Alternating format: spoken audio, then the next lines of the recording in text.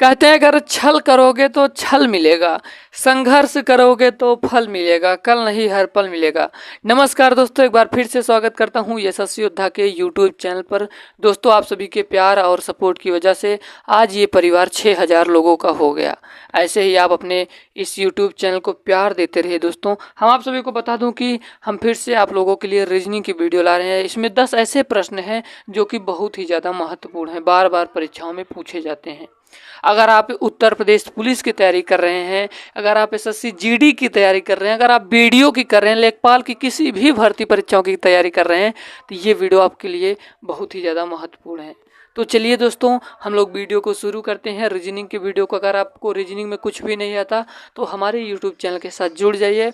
दोस्तों, आपको हम प्रैक्टिस करवाते करवाते आपको सारे चैप्टर को बेहतरीन आपके कर देंगे। तो चलिए दोस्तों, वीडियो को शुरू करते हैं। आपका पहला प्रश्न ये रहा है, कह रहा है कि नीचे एक पासे के 4 प्रारूप को दर्शाया गया है। इस पासे के में अंक 2 के विपरीत फलक पर कौन सा अंक होगा।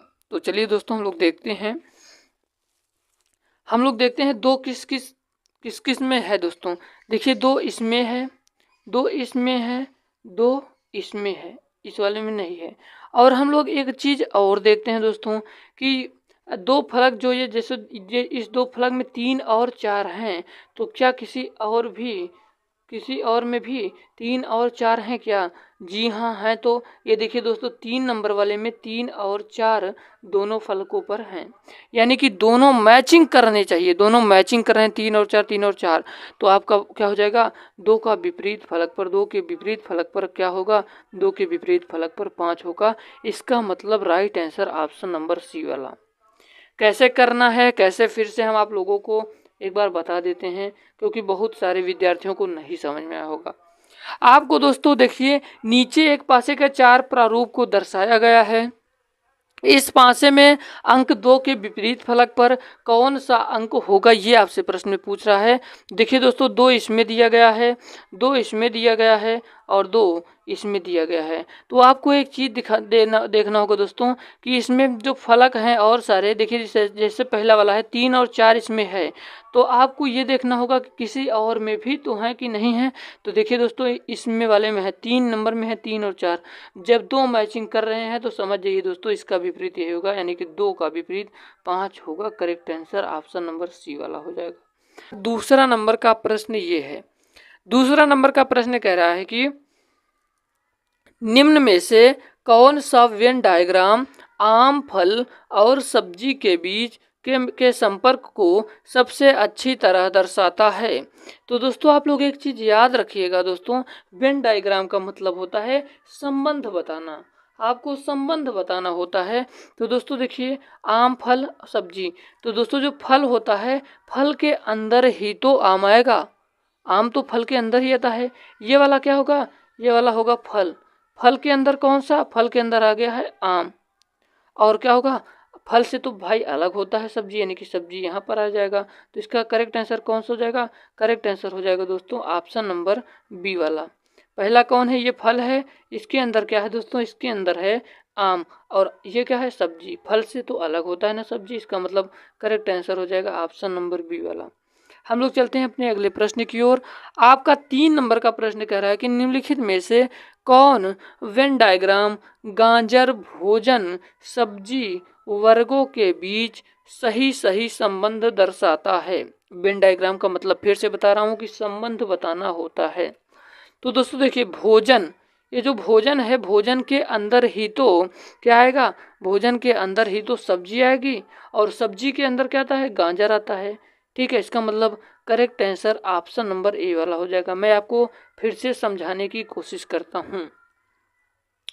ये जो वेन डायग्राम है, वेन डायग्राम का मतलब होता है संबंध दर्शाना, यानी कि संबंध बताना। इसमें दिया गया है गाजर, भोजन, सब्जी। दोस्तों भोजन है, तो भोजन के अंदर ही तो सब्जी आएगा, भोजन के अंदर ही तो सब्जी आएगा। इसका मतलब समझिए दोस्तों, जो भोजन होता है, जो खाना होता है आपका, उसमें सब्जियां तो रहती हैं ना, जो सब्जी बनती है। तो दोस्तों, भोजन के अंदर ही तो सब्जी आती है। उसके बाद सब्जी के अंदर क्या आता है, सब्जियों में ही तो गाजर आता है। तो इसका मतलब सब्जी के अंदर गाजर आ गया। करेक्ट आंसर हो जाएगा ऑप्शन नंबर ए वाला। चलिए अब हम लोग चलते हैं अपने अगले प्रश्न की ओर। आपका 4 नंबर का प्रश्न क्या कह रहा है दोस्तों? 4 नंबर का प्रश्न कह रहा है कि एक 18 सेंटीमीटर के छोटे घन ठोस घन से यदि 3 सेंटीमीटर के छोटे छोटे घन बनाए जाएं तो कुल कितने घन बनेंगे? दोस्तों जब इस प्रकार के प्रश्न आ जाए तो आपको समझना होगा। दोस्तों क्या होता है, भुज घन का आयतन क्या होता है? भुजा क्यूब होता है। ए लिखा हूँ, ए का मतलब होता है भुजा, भुजा क्यूब। तो दोस्तों देखिए ये 18 है, यहाँ पर मान लीजिए 18 रख लीजिए एक स्थान पे, तो क्या हो जाएगा 18 इंटू 18 इंटू 18 18 बटे छोटे छोटे घन जो दिए गए हैं इसका क्यूब, यानी कि 3 इंटू 3 इंटू 3। जब आप 3 से क्या करेंगे तो 3 से काटेंगे, 3 छंग 18, 3 छंग 18, 3 छंग 18, 6 छंग 36, छक्का 216। इसका मतलब correct answer option number A वाला। अब आप लोग इसको कर सकते हैं अगर इस प्रकार के प्रश्न आ जाए। फिर से आपको समझा रहा हूँ दोस्तों, एक 18 सेंटीमीटर के ठोस घन से यदि 3 सेंटीमीटर के छोटे छोटे घन बनाए जाएं तो कुल कितने घन बनेंगे? आपको याद रखना है घन का आयतन क्या होता है? भुजा क्यूब, भुजा क्यूब होता है। अब ये बड़ी भुजा क्या है दोस्तों? 18 सेंटीमीटर के जो ठोस घन है, तो बड़ी भुजा दोस्तों 18 इंटू 18 इंटू 18 भुजा है 18 18 18। उसके बाद छोटा छोटे छोटे कौन है? छोटे छोटे 3 3 सेंटीमीटर के हैं, तो उसको नीचे करना है 3 इंटू 3 इंटू 3। ये 3 बार क्यों लिखा, आप लोग समझ पा रहे हैं नहीं दोस्तों? भुजा क्यूब है, यहाँ पर देखिए 3 बार लिखा गया है क्यूब। क्यूब का मतलब होता है ऊपर 3, तो 18 के जब ऊपर 3 रहेगा तो इसको मैं 3 बार ऐसे ऐसे लिख सकता हूँ। 3 छंग 18, 3 छंग 18, 3 छंग 18, तो 6 छंग 36, छक्का 216। Correct answer option number A वाला। हम लोग चलते हैं अब अपने अगले प्रश्न की ओर दोस्तों। आपका 5 नंबर का प्रश्न आपकी स्क्रीन के सामने है। आपकी स्क्रीन के सामने आपका अगला प्रश्न है, कह रहा है कि एक व्यक्ति का मुंह उत्तर की ओर है, वह घड़ी की सुइयों की दिशा में 45 अंश घूम जाता है। इसके बाद वह घड़ी की सुइयों की विपरीत दिशा में 90 डिग्री या 90 अंश घूम जाता है। अब उसका मुख किस दिशा में है? तो चलिए दोस्तों हम इस प्रकार के प्रश्नों को देखते हैं।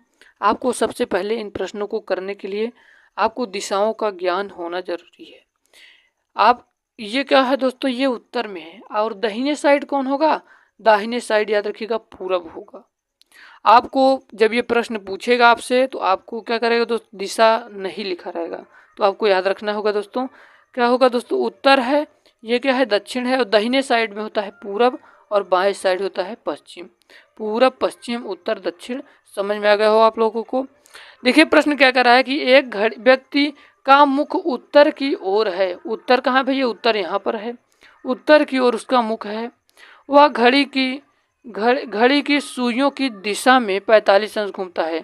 तो आप लोगों को बता देते हैं जो घड़ी होती है, घड़ी कैसी होती है? घड़ी गोलाकार होती है। और चलती कैसे है? चलती ऐसे ऐसे है, यानी कि इसको हम लोग क्लॉकवाइज कहते हैं। अगर घड़ी विपरीत दिशा में कहे तो उसको हम इंग्लिश में एंटी क्लॉकवाइज, ऐसे ऐसे चलेगी। ठीक है, आपसे कह रहा है सवाल में, ये घड़ी है दोस्तों, कह रहा है कि वह घड़ी की सुइयों की 45 अंश घूम जाता है। सुइयों की दिशा में देखिए सुई ऐसे चलती है, यानी कि क्लॉकवाइज चलती है, तो वो उत्तर की ओर खड़ा भी है। तो जब देखिए दोस्तों, देखिए ये जो है 90 डिग्री का कोण है, ये क्या है 90 डिग्री का कोण है, तो 45 डिग्री का जब हम बनाएंगे तो ऐसे होगा दोस्तों, बीच में एक लाइन जाएगी। ठीक है, तो उत्तर से जब वो घूमेगा 45 डिग्री पर तो यहीं तो जाएगा, तो 45 डिग्री जब दोस्तों यहाँ पर पहुँचेगा, उसके बाद क्या कह रहा है दोस्तों, सुनिएगा। इसके बाद वह घड़ी की सुई के विपरीत, यानी कि एंटी क्लॉकवाइज, मैंने बताया था कि जब एंटी क्लॉकवाइज की बात करें तो आपको ऐसे ऐसे चलना है, ऐसे ऐसे, ये घड़ी है ऐसे ऐसे आपको चलना है, घड़ी की सुई ऐसे ऐसे जाएगी। तो क्या कर रहा है कि 90 डिग्री। दोस्तों यहाँ पर देखिए एक चीज़ समझना होगा आपको, 90 डिग्री चलना है। ठीक है, यहाँ 45 डिग्री पर जब आप आ गए तो आप खड़े कहाँ पर हैं? इस समय आप खड़े यहाँ पर हैं, तो आपको 90 डिग्री चलना होगा। तो इधर आप जब घूमेंगे 90 डिग्री तो आप कहाँ पहुँचेंगे? आप यहाँ पर पहुँचेंगे, उत्तर पश्चिम की ओर पहुँचेंगे। अब कैसे, आपको फिर से हम एक बार समझा देते हैं दोस्तों। इस प्रश्न को करने के लिए आपको दोस्तों क्लॉकवाइज का मतलब होता है घड़ी के तरह, यानी कि घड़ी की सुई जिस तरफ चलती है ऐसे ही तो चलती है घड़ी। घड़ी आपको गोलाकार में होती है, ऐसे ऐसे चलती है सुई, अगर ऐसे ऐसे चल रही है तो क्लॉकवाइज। और एंटी क्लॉकवाइज का मतलब होता है विपरीत दिशा में, घड़ी के विपरीत दिशा में ऐसे चलेगी। ठीक है, ये चीज़ें आपको उम्मीद करता हूँ समझ में आ गया होगा। ये देखिए उत्तर है, ये दक्षिण है, दाहिने साइड पूर्व होगा, और क्या होगा बाईं साइड पश्चिम होगा। क्या कह रहा है कि एक व्यक्ति मुख उत्तर की ओर मुख करके खड़ा है, मुख उत्तर की ओर है, एक व्यक्ति का मुख उत्तर की ओर है। ठीक है, वह घड़ी की सुइयों की दिशा में, घड़ी की सुइयों की दिशा का मतलब क्या होगा दोस्तों क्लॉकवाइज। क्लॉकवाइज ऐसे तो ही तो चलेगा, क्लॉकवाइज मैंने बताया कि ऐसे घड़ी की जिस साइड से चलती है वही होता है। एंटी क्लॉकवाइज का मतलब होता है विपरीत दिशा में, क्लॉकवाइज की मतलब घड़ी की ओर। तो दोस्तों घड़ी ऐसे चलती है दोस्तों, क्या कह रहा है कि उत्तर से 45 अंश के कोण पर। तो दोस्तों देखिए इसके और इसके बीच 90 अंश का कोण है, तो दोस्तों 45 अंश यही तो होगा, 45 अंश पर यहाँ पर आके रुक गया। उसके बाद क्या कह रहा है कि इसके बाद वह घड़ी की सुइयों के विपरीत। अब विपरीत का मतलब मैंने बताया था कि एंटी क्लॉकवाइज ऐसे जाएगा, विपरीत 90 अंश के कोण। ये 45 तो इतनी दूर हो गया, उसके बाद 45 इतनी दूर बचा है, तो यहाँ पर 90 अंश के कोण पर घूम जाता है। अब उसका मुख किस दिशा में होगा, तो आप सभी को बता दो दोस्तों उत्तर पश्चिम, इस दिशा को उत्तर पश्चिम कहते हैं। Option number B is correct answer. उम्मीद करता हूँ आप सभी को ये वाला प्रश्न भी समझ में होगा। हम इतना स्लो आपको इतना धीमा पढ़ा रहे हैं कि जितने भी विद्यार्थियों को कुछ भी नहीं आता है उनको भी समझ में आएगा।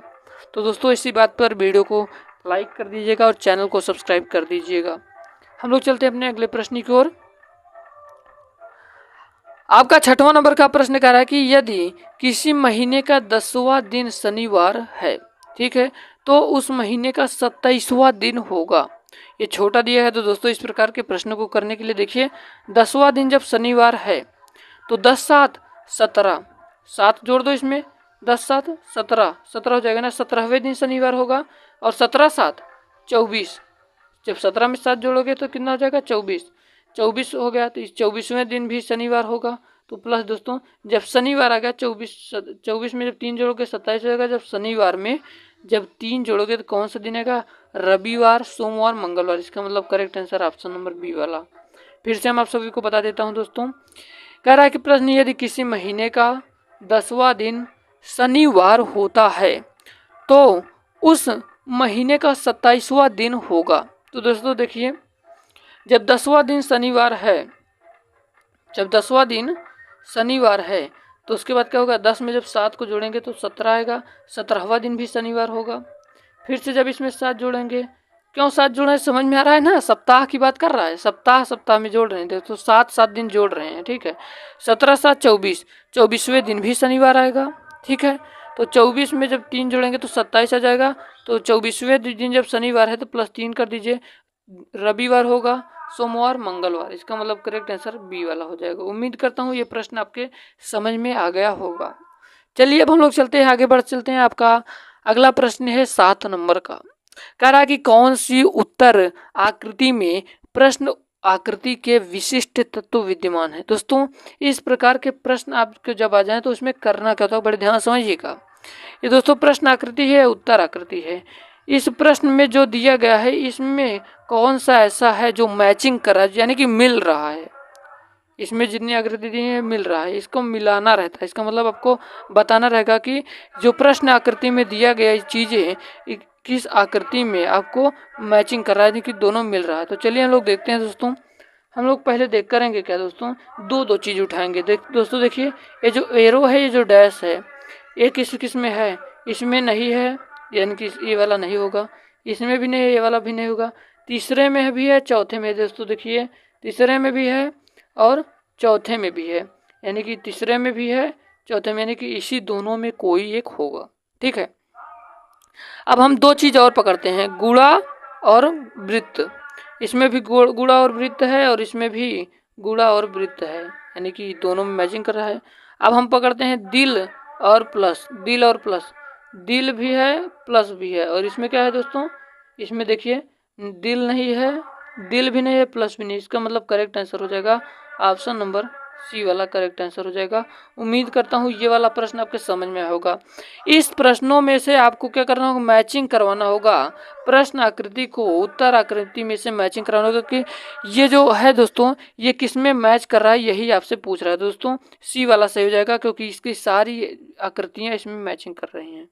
हम लोग चलते हैं अपने 8 नंबर के प्रश्न की ओर दोस्तों। 8 नंबर का प्रश्न कह रहा है कि 8 संबंधित है 128 से, तो 6 संबंधित होगा। तो दोस्तों देखिए 8 का जब स्क्वायर करेंगे तो 8 अट्ठाई 64, 64 इंटू 2 बराबर 128।